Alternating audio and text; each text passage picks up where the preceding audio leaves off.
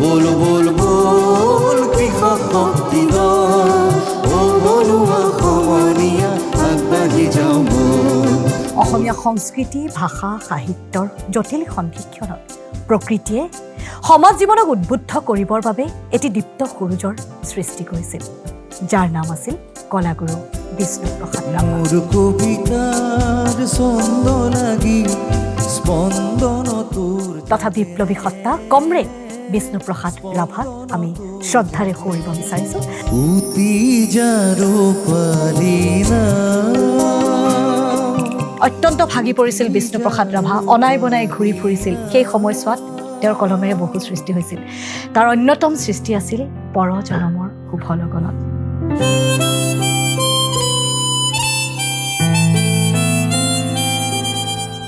সৰুৰ পৰা ইমান আকৃষ্ট হৈছিলোঁ, যেতিয়া মিউজিক বুজিয়ে নাপাওঁ, সংগীতৰ একো বুজি নাপাওঁ, কিন্তু গানখিনি ইমান ধুনীয়া লাগে।